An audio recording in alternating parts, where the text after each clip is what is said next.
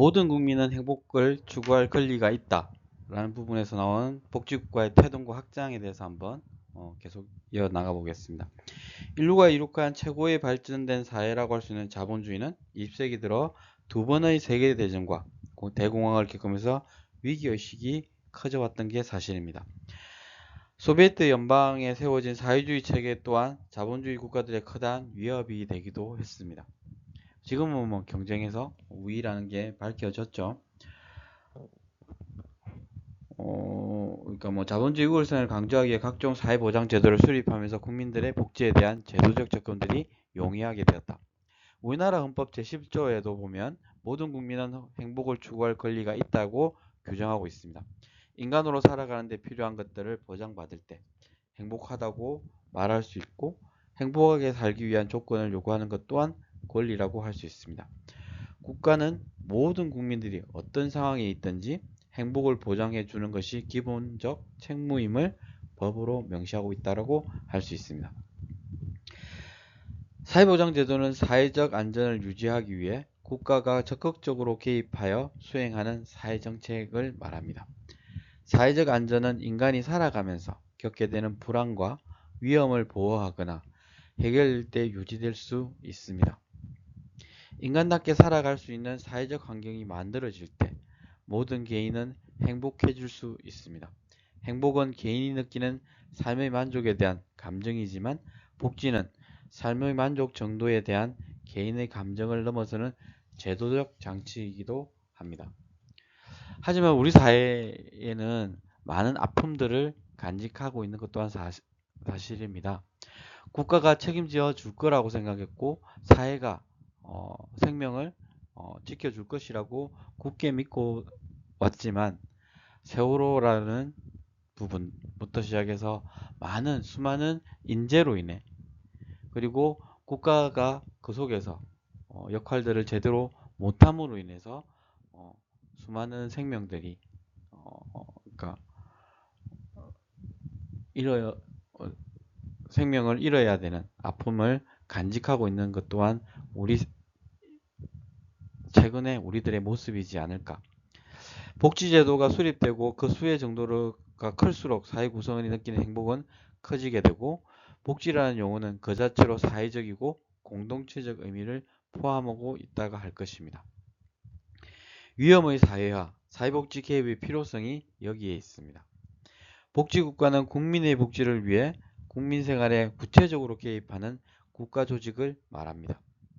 국가가 개입하는 국민 생활의 영역은 사회적 위험을 당하게 되는 모든 사람들에게 빈곤층에 대해서는 소득의 직접적인 지원, 일정 수준 이하를 떨어지지 않도록 지원하는 것, 그리고 실업자에게는 일자리와 직업훈련의 기회를 제공하며 실업급여를 지원하는 것, 치료비가 없어 질병을 제대로 치료받지 못하는 저소득층에게 의료급여를 제공하는 것 등이 여기에 해당한다 할 것입니다.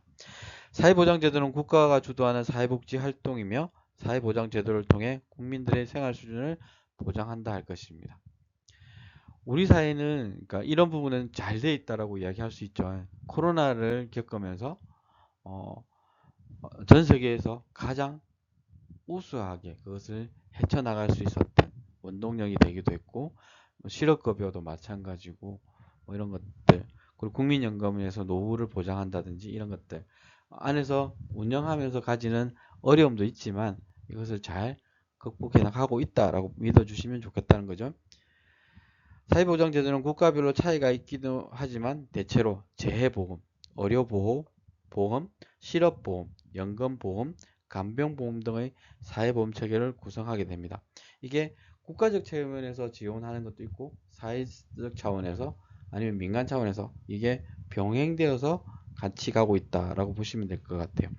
사회보험의 필요성은 산업화된 국민 경제에 종사하는 대부분의 국민들은 자신의 노동력과 가치에 의존하며 그에 따른 임금을 생존해 가는데 필요한 때 사용하게 됩니다. 때문에 일시적이고 영구적인 노동력 상실은 농경사회도 아닌 조직화되고 고도화로 전문화된 현대 자본주의 사회에서는 자신의 생존을 위협하는 커다란 요인이 아닐 수 없습니다. 그래서 계속적인 사회 뭐 보험제도라든지 사회서비스, 사회복지가 변화에 대한 이야기들을 하고 있는 거죠. 근대 사회로 접어들면서 사회적 위험의 발생 가능성이 더욱 높아졌고, 이제 장애인을 이야기하면서 하는 게 누구나 장애인이 될 수 있다라고 이야기하는 것들이 여기에 속한다 알겠죠. 전통적인 복지국가는 완전 고용을 전제로 하며 특히 가족 부양자로서 남성의 역할을 중요시하는 특징이 있습니다. 때문에 실업은 가족 생계의 차원을 넘어 사회 불안을 야기하는 요인이 될 수도 있기 때문에 산업화가 더욱 빠르게 진행되면서 노동자의 고용과 실업 문제는 정부의 가장 중요한 사회정책으로 떠오르고 있습니다. 영국이 1911년 공식적으로 실업보험을 실시함으로써 전통적 복지국가의 모델이 되고 사회복지제도가 확장되는 커다란 사건이 되기도 했습니다. 20세기 초 영국, 프랑스, 독일 등지에서 실업공제기금이 정부가 보조금을 지원하기 시작했고, 우리 같은 경우에는 또 마찬가지로 정부의 지원들이 있죠. 실업보험의 실시는 당시로서는 파격적인 조치. 우리나라도 이게 너무 빨리 도입됐다라고 이야기하는 부분, 자본주의가 성숙하기 전에 이런 논란도 있었지만 지금은 전 세계적으로 모범적인 운영이 되고 있다. 하지만 그 속에서 제도적인 실패 이런 것들도 함께 가고 있는 것 또한 사실이죠. 유럽의 많은 국가들이 20세기 중반에 들면서 가족수당을 도입했고, 당시의 사회적 인식은 가족 부양의 책임이 가장인 남성들에게 있고 여성은 보호 제공자라는 가족 모델이 지배적이었다. 이게 점점 확장되면서 아동수당, 양육수당, 장애인수당 이런 것들이 확장되고 있는 것 또한 사실이죠. 사회보험을 통해 남성 가장에게 현금급여를 지불하는 걸 중요하게 여겼지만 여성의 취업을 지원하기 위해 제공되는 아동 양육이나 노약자 돌봄 같은 사회수면 매우 취약한 것도 사실입니다. 사회구조의 변화로 아동들에게 보편적 교육이 실시되면서 아동 양육의 책임을 부과하게 되고 이에 따른 가계 지출이 늘어나게 되었고, 농업이 주된 경제활동 방식이었던 봉건제 사회에서 가족 구성원이 같은 공간에서 노동과 생활을 함께하여 부모의 자녀의 양육을 담당했던 것과 달리 자본주의 사회에서는 주거와 일터가 분리되면서 자녀 양육 책임이 점점 국가로 넘어오게 되는, 따라서 부모의 노동으로 아동 양육이 소홀해지거나 실업이나 질병으로 가족 부양이 어려워질 경우 한 가구의 불행이 아닌 사회적 위험으로 보고 가족 수당을 지급하고 있다. 특히 우리나라 같은 경우는 이제 아동 수당을 도입했던 배경, 장애인 수당을 도입했던 배경을 보면 그때 시대에 나름대로 고민들이 담겨 있다고 볼 수 있는 거죠. 복지국가의 확대라는 부분은 1911년 영국의 강제적 실업보험의 시행으로 점차 많은 나라들이 실업보험과 함께 노령연금, 산재보험, 건강보험, 아동수당제도 등을 실시하기로 되었고, 1930년대 대공황과 제2차 세계대전 이후에는 많은 나라들이 복지국가로서의 기본적인 틀을 다듬고 있다라고 보면 될 것 같습니다. 지금 페이지 71페이지에 밑에 하단의 표를 보면 선진 자본주의 국가들의 사회보험 도입 과정을 보면 그러니까 벨기에, 네덜란드, 프랑스, 이탈리아, 독일, 아일랜드, 영국 조금의 순서는 다를 수 있지만 흐름은 똑같이 가고 있다라고 보시면 될 것 같고요. 가장 선진국이라고 이야기하던 미국 같은 경우에는 의료보험이 주마다 다르고 이 부분에 있어서 가지는 한계, 가족수당이 아직까지도 없다라고 2006년도 현재 데이터니까 좀 그래도 그러니까 건강보험 자체가 그러니까 코로나를 겹치면서 우리나라가 더 우수하다라는 부분들은 달려 있었던 게 사실이죠.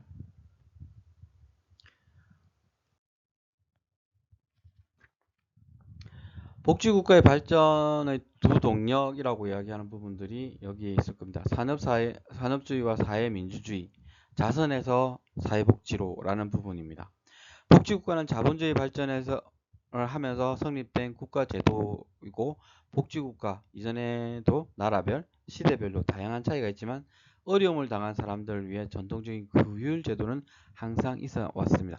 우리나라도 그러니까 신라시대, 고려시대 이런 것들을 둘러보면 그런 거 향약, 두례 이렇게 하면서 있었죠. 황곡제도 이런 것들부터 있었습니다.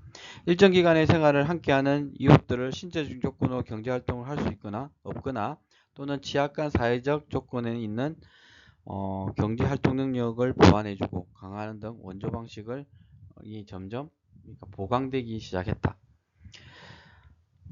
라는 부분이고 복지의 의미도 다양한 뜻으로 풀이되기도 합니다. 가장 단순하게는 행복 또는 행복을 위한 물질적, 사회적 조건으로 설명할 수 있으며 피어슨 같은 경우에는 복지의 하위 체계로 사회복지, 경제복지, 국가복지 3개 영역들이 있다. 사회복지는 집합적으로 제공되는 급여 또는 복지 수혜를 포괄하는 것이며 경제복지는 시장이나 공적 경제를 통해 보장되는 복지 형태를 국가복지는 국가기구를 통해 제공된 사회복지 급여를 말하고 있다고 보면 됩니다. 사회복지는 국가에 의해 제도적으로 항시 시행되는 사회정책 중 중요한 실천체계이고 국민의 기본권을 보장하는 국가의 가장 기본적인 의무사항이라고 보고 있습니다. 하지만 모든 국가의 사회복지 정책의 체계나 제도들이 항상 안정적이고 규칙적일 수만은 없다. 권력을 잡은 통치자의 의지에 따라 복지체계가 바뀌거나 축소될 수도 있다. 지금도 그러니까 그런 것들을 우리 사회는 표면적으로 느끼고 있죠. 그러니까 이전 정부하고 지금 정부에서 가지는 가치관이 다르기 때문에 따라서 대의민주주의를 정치 구조로 하는 서구 국가들은 복지국가로서의 정체성을 훼손하지 않기 위해 법률로 제도화하고 있습니다. 복지국가를 이끈 대표적인 이념으로 보면 산업주의, 사회민주주의라고 할 수 있을 것 같은데요. 복지국가 발전 단계는 대체로 4시기로 구분합니다. 첫 번째는 복지국가 태동기로 유럽 자본주의 국가들이 사회보험을 도입한 1880년대부터 1914년 정도까지. 두 번째는 복지국가의 정착기로 사회보험 제도가 정착되는 1920년에서 2차 세계대전이 종전된 1945년까지. 세 번째는 복지국가 평창기로 세계 선진 자본주의 국가들이 사회복지 제도가 확대되면서 소위 복지국가의 황금기라고 불리는 1945년부터 75년까지. 마지막은 복지국가의 재평기, 그래서 신자유주의로 인해 복지국가가 축소가 이루어진 1980년부터 현재까지라고 보면 될 것 같습니다. 어느 사회이든 제도로서 사회가 발전하는 과정에서 사회의 기원이나 성격, 본질 및 사회의 변화에 대한 구조적인 관념 체계가 있습니다. 이런 부분들은 조금 서구의 복지국가 발전을 이끈 중요한 사상으로 아까 말했던 산업주의와 사회민주주의가 있다. 복지국가 기원에 대한 기능적으로 설명하는 산업주의 시각에서는 사회적 위험을 가족으로 내부화하는 모델이 더욱 이상적으로 작동하지 않는 경우에 복지국가가 발생했다라고 보고 있습니다. 산업화 이론은 복지제도가 형성되고 수립되는 과정에서 산업화 역할을 강조한 이론으로 수렴이론이라고 하기도 합니다. 수렴이론 같은 경우에는 산업사회의 사회구조를 결정한 요인이 사회적 합의, 이데올로기, 경제 간의 대립이 아니라 기술의 발전 정도, 즉 산업화이며 어느 정도 산업화를 이루는 국가들은 사회제도는 어느 정도 한정으로 수렴되는 비슷하게 그러니까 대부분의 나라들이 비슷한 유형을 따라가고 있다라는 부분들을 이야기하고 있습니다. 산업주의는 사회복지 발전을 다음과 같이 평가하고 있는데요. 첫 번째는 산업화는 구사회체계를 해체시키면서 노동 형태를 변화시켜 새로운 노동구조로 편입하게 하는 피고용자들을 만들어내고 있다. 즉 자본이 없는 노동력을 팔아 생계를 해야 하는 사람들이 증가시키고 있다는 부분을 이야기하고 있습니다. 두 번째는 산업화는 도시화를 불러오고 이에 따라 주택, 보건, 환경 문제 등이 발생하게 되고 산업화는 숙련된 노동력과 교육받은 시민들을 필요로 하기 때문에 이들에 대한 교육이 중요하게 된다. 그리고 핵가족 제도가 정착되면서 학대가족이나 이웃, 친척, 교회 등 공동체의 비공식적인 사회적 원조망이 멀어지게 되고 우애조합, 자선부조, 정부의 보조 프로그램 등 같은 공식적이고 조직적인 사회복지 제도가 도입된다고 보고 있습니다. 세 번째는 산업화는 전통적인 가족 형태에서 변화를 불러왔는데 가정주부 역할에만 머물렀던 여성들이 노동시장에 참여하게 되고 이로 인해 가정 내에서 전통적인 여성의 역할이라고 했던 돌봄의 사회 서비스로 발달하게 되는 순차적인 부분들이 나타나고 있다. 라는 부분을 이야기하고 있습니다. 산업주의는 자본주의 체계에서 사회복지 제도를 보완하는 형태에서 제도적으로 정착시키고 국가별로 상이한 복지 체계를 제도적으로 수렴하는 것으로 보고 있습니다. 하지만 다양한 복지 제도를 가진 선진 자본주의 복지국가 간의 사육 수준의 차이에 대한 원인 분석에 대한 설득력은 약하다고 할 수 있습니다. 이어서 복지국가 성립 배경에서 산업화와 산업주의의 이론과 완전한 시민권을 얻기 위한 정치적 집합의 산물로 보는 흐름과 함께 중요한 또 다른 축은 정치적 이데올로기인 사회민주주의 이념이라고 할 것입니다. 사회민주주의는 산업주의와 시민권의 획득이란 두 가지 해석에서 기반하면서 특히 자본주의를 점진적으로 개혁시키려는 사회민주주의의 성공적인 정치적 노력이 개인적 경제 이론과 결합하면서 복지국가를 더욱 발전시켰다고 보고 있습니다. 이건 보면 유럽의 자본주의 국가들에서 적어도 하나 이상의 사회주의 이념을 근간으로 하는 노동자 정당이 생겨났습니다. 1863년 독일은 사회민주당, 1889년에 스웨덴은 사회민주당, 1893년에 프랑스의 사회당, 1898년 영국의 노동당들이 만들어져서 활동을 하고 있고요. 이러한 노동자 정당을 통해 사회민주주의는 유럽 복지국가의 가장 친화적인 이념으로 자리 잡았고, 근데 유로의 정치 사상적 흐름으로 중도 좌파에 속하는 이들 정당들은 공통적으로 자본주의 사회에서 인구학적 구성으로 다수를 차지하는 노동자 계급의 이익을 대변하고 있다 라고 보고 있습니다. 복지국가는 사회적 위험에 개인으로 전이됨으로 해서 야기되는 사회적 불행을 완화시키고 인간다운 삶의 영위를 위협하는 기본적인 위험들을 분산시키기 위해 사회정책을 확대하는 것뿐만이 아니라 정부와 시민 간의 사회 계약을 다시 쓰도록 노력하고 있습니다. 복지국가는 국가와 시민 사이의 새로운 계약이 성립됨을 나타내는 표상이고, 이는 시민들의 사회권을 인정하는 동시에 계급 분열의 다리를 놓겠다는 의미이기도 합니다. 복지국가는 역사적으로 개별 국민 국가의 특수한 경제 사회적 조건에 따라 발생하는 각종 사회적 위험과 인구 부패에 조응하는 형태로 구성되었습니다. 복지국가의 위기는 1970년 후반과 1980년 초반 미국의 레이건과 영국의 대처가 연이어 신자유주의를 정부 정책으로 내세우면서 1970년대 경기 침체를 극복하기 위한 방안으로 복지국가 축소를 전면에 내걸게 되었습니다. 역사적으로는 후기 산업사회에 들어서면서 가족의 불안정과 실업의 증가, 고용 불안이 사회적 특징으로 대두되면서 이러한 특징들이 점차 자본주의 국가들의 사회적 위험으로 일반화되면서 복지국가 역할에 대한 새로운 모색이 시작되었다 할 것입니다. 사회적 위험은 자본주의가 만들어내는 부정적 결과이며 이 영향으로 사람들의 삶이 훼손되거나 희생당하지 않도록 하는 보호가 필요하다고 보았습니다. 어떤 위험은 무작위적으로 발생하기도 하지만 대부분의 위험은 규칙성을 띠고 발생하기도 합니다. 복지체계를 구성하는 내용물에는 사회적 위험에 대한 대응을 포함하고 있습니다. 사회적 위험이라는 부정적 결과들을 극복하는 방법이나 반응 같은 경우는 국가, 시장, 가족 또는 시민사회에 의해 수행되며 보호 반응은 구축되는 방식에 따라 그 결과는 다양하게 나타난다 할 것입니다. 국가는 가족이나 시민사회의 다른 방식으로 사회적 위험에 대한 보호를 수행하게 됩니다. 가족들이 서비스를 자급자족하게 되면 노동 공급이 줄고 서비스 질이 위축되면서 시장에 직접적인 영향을 주게 됩니다. 여성들의 노동시장 진입도 낮아지게 될 것입니다.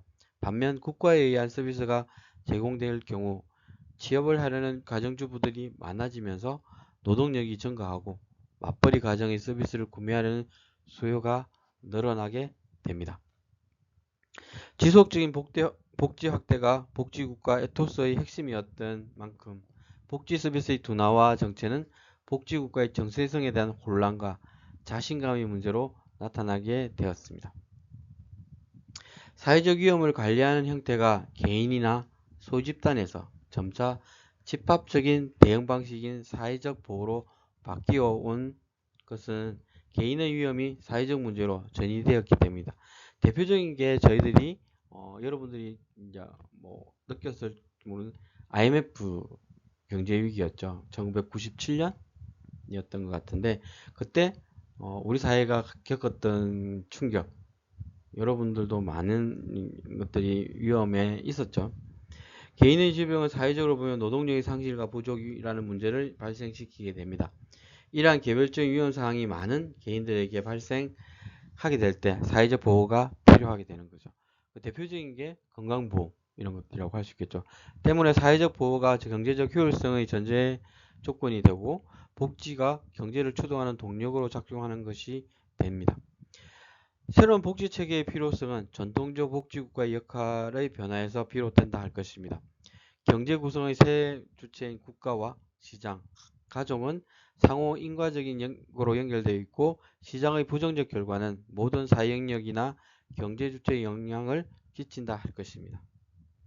사회는 시장이 마음대로 바꾸거나 만들고 필요하다면 다시 변화시킬 수 있는 대상이 아닙니다. 국가나 시장도 사회가 필요로 하는 기능을 수행하기 위한 제도라고 할 수 있습니다. 시장이 사회를 위해 존재하는 것이지 사회가 시장을 위해 존재하는 것이 아니고 때문에 시장과 사회의 관계를 재집입하는 일이 필요하게 되었습니다. 헝가리 태생의 경제학자이죠. 최근에 좀 그러니까 뭐 대두된다고 해야 되나? 좀 부각되는 학자이기도 하죠. 칼 폴라니 같은 경우에는 시장이 자기 조정 능력에 대해 확신만으로 확대되려 할 때마다 항상 이에 맞서는 이중적 운동시장이 펼쳐져 왔다라고 주장하고 있습니다.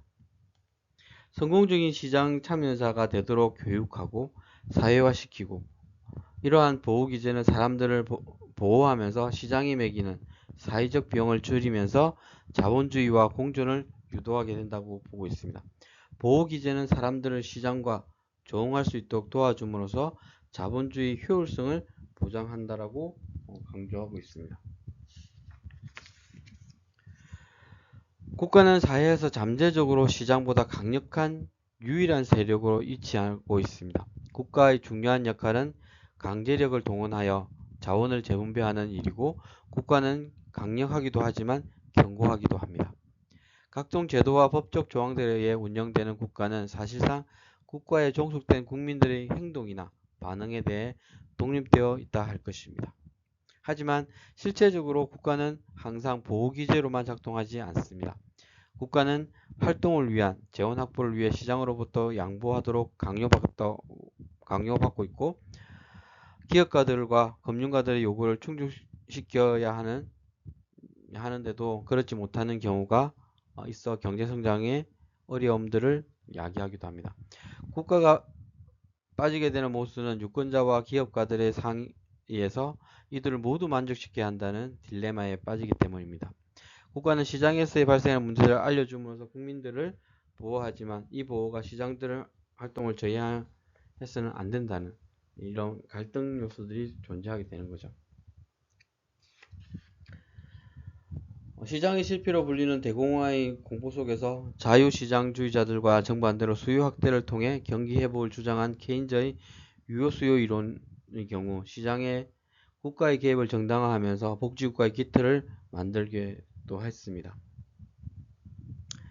후생경제학은 파레토의 최적화를 통해서 경제의 효율성을 기준으로 보고 완전 경쟁 균형은 시장 경제가 자원 배분의 효율성을 실현함으로 파레토 최적화가 효율적이라고 보았습니다.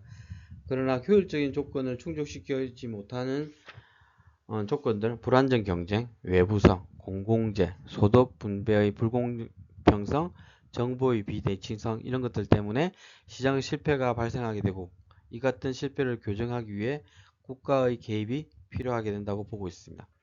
국가는 공공재 및 재산권 재분배, 가격 조절, 정보 제공 등의 수단을 통해 시장의 실패를 보완하는 역할들을 하게 된다고 보고 있습니다. 현대 자본주의의 경쟁 체제가 더욱 복잡하게 연결되어 있으므로 국가의 개입하는 것은 시장을 계획하는 것이기 때문에 실패할 수 없다고 하고 있지만 국가의 개입은 시장의 실패를 교정하는 것이 아니고 자원 배분의 비효율성, 공적 비용의 확대로 이어지고 국가의 속성상 국가가 시장 개입하는 것은 정치적으로 특정한 당파 집단의 이익을 보장하는 것을 관철하는 이런 것들을 저희들이 꾸준하게 경험하고 있죠. 국가의 개입이 단지 시장의 실패에서만 비롯된다면 무의미한 논의가 될 수밖에 없습니다. 왜냐하면 진정 자유로운 시장이 존재하는지에 대해 그렇다고 단정할 수 없는 거죠. 시장의 역사를 볼 때 어떤 조건이나 형태로 어떤 국가의 시장 개입은 지속적으로 있어 왔기 때문입니다. 유럽에 대한 이야기도 한번 살펴보시길 바라고요. 정부의 실패라는 부분에 대한 내용들은 다음 시간에 조금 더 보충하도록 하겠습니다.